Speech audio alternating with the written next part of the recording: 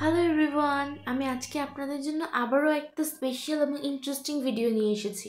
এতদিন তো শুধু আপনাদের সাথে আমাদের দেশীয় অথেন্টিক আঞ্চলিক বা আমার কিশোরগঞ্জের স্পেশাল রেসিপিগুলো শেয়ার করেছি, কিন্তু আজকের ভিডিওটা হচ্ছে একটা বিদেশি রেসিপি নিয়ে। এই রেসিপিটা হচ্ছে ভুটানের ন্যাশনাল ডিশ, যেটা ইন্ডিয়ার most famous and popular actress Deepika পাডুকোনেরও খুবই পছন্দের একটা ডিশ। বন্ধুরা, আপনারা যারা দীপিকা পাডুকোনের ভিডিওতে তার এই সবচেয়ে প্রিয় খাবারটির কথা শুনেছেন বা দেখেছেন, তারা নিশ্চয়ই ভিডিও স্টার্টিংটা দেখেই বুঝে গেছেন যে এটা ঠিক কোন খাবার। ভুটানের এই ন্যাশনাল ডিশটার নাম হচ্ছে এমাদাচ্ছি। এই এমাদাচ্ছির মেন উপকরণ হচ্ছে চিজ। চিজ ছাড়া এমাদাচ্ছি রান্না করা পসিবল না। এই রান্নাটা করার জন্য প্রথমে আমি একটা মাঝারি সাইজের পেঁয়াজের অর্ধেকটা ভালো করে কেটে নিয়েছি, কয়েকটা রসুন কুচি করে কেটে নিয়েছি। এরপর আমি কাঁচামরিচ নিয়ে নিয়েছি 4-5টা। আমি শুনেছি কাঁচামরিচ আর রসুনের স্মেলটাই নাকি এই রান্নার টেস্টটাকে রিপ্রেজেন্ট করে। কাঁচামরিচগুলোকে মাঝখান থেকে ফালি করে নিয়ে আমি এভাবে একটা নাইফের সাহায্যে এর মাঝের যে অংশটা আছে সেটাকে ফেলে দিচ্ছি। কাঁচামরিচের এই মাঝের অংশটা যদি আমরা রেখে দিই তাহলে দেখা যাবে রান্না করার টাইমে কাঁচামরিচ থেকে অনেক বেশি ঝাল উঠে যাবে এই এমাদাচ্ছিতে। এটাতে কাঁচামরিচ শুধুমাত্র ইউজ করা হয় একটা সুইট ফ্লেভার আনার জন্য, আর কিছু না।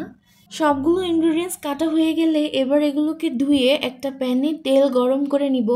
আপনারা চাইলে এখানে বাটার বা ঘি ইউজ করতে পারেন, বাটার ইউজ করাটাই সবচেয়ে বেস্ট। এরপর আমি তেলটা গরম হয়ে আসলে এতে পেঁয়াজ রসুন কুচিটা দিয়ে ভেজে নিব হালকা আঁচে। এরপর কাঁচামরিচটাও দিয়ে দিতে হবে।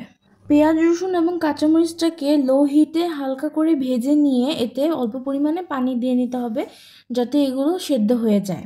এরপর এতে আমি স্বাদ মতো লবণ দিয়ে দিচ্ছি। আর হ্যাঁ বন্ধুরা, পানি দেওয়ার পর কিন্তু আমরা এটা সেদ্ধ করার জন্য চুলার আঁচটাকে বাড়িয়ে দিব। এরপর এতে আমি একদম সামান্য পরিমাণে 5 ফোড়নের গুঁড়া দিয়ে দিব। আসলে এই রান্নাটা গোলমরিচের গুঁড়া ইউজ করা হয়, কিন্তু আমি একটু দেশি তড়কা আনার জন্য এখানে 5 ফোড়নের গুঁড়া দিয়েছি। আফটারঅল আমি বাঙালি মেয়ে বলে কথা, একটু বাঙালিয়ানা তো থাকতেই হবে, সে যতই বিদেশি রান্না হোক না কেন। এরপর এতে চিজ দিয়ে দিতে হবে। আমি আজকে এখানে 2টো চিজের স্লাইস ইউজ করেছি, যেহেতু আমি একদম অল্প পরিমাণে রান্না করছি।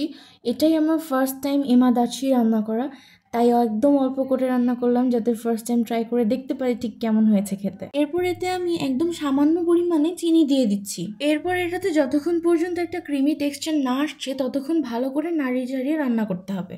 এই ডিশটা নিয়ে আমার কোনো ধরনের এক্সপিরিয়েন্স ছিল না, আমি এর আগে কখনো ট্রাইও করিনি। এর আগে আমি রেসিপিটা কখনো দেখিও নাই, নামও শুনি নাই। আমি ফার্স্ট দীপিকা পাডুকোনের মুখে এটার নাম শুনছি। আমি যখন আজকে এমাদাচ্ছি বানানোর জন্য সব কিছু প্রিপেয়ার করতেছিলাম, তখনও আমার আম্মু আমাকে বিশ্বাস করেনি, বলতেছিল কি এসব খাবার খেতে ভালো হবে না, এই সেই। আমারও একটা মানে মানে লো কনফিডেন্স ছিল, মনে হচ্ছিল যে আসলে যদি খারাপ হয় এতগুলো জিনিস, দামি জিনিস নষ্ট হয়ে যাবে। বাট বিলিভ মি গাইস, এই রান্নাটা করে যখন এরকম ভাতের সাথে সাজিয়ে আম্মুর কাছে নিয়ে যাই, এটা খাওয়ার পর আম্মু বলছে অনেক টেস্টি হয়েছে খাইতে। আর হ্যাঁ বন্ধুরা, এই এমাদাচ্ছিটা কিন্তু গরম ভাতের সাথেই পরিবেশন করে খেতে হয়। এই যে তৈরি হয়ে গেল এমাদাচ্ছি। সো বন্ধুরা, আজকের এই ভুটানিয়ান এমাদাচ্ছি আপনাদের কাছে ঠিক কেমন লেগেছে তা কমেন্ট করে জানাতে কিন্তু ভুলবেন না। আল্লাহ হাফেজ।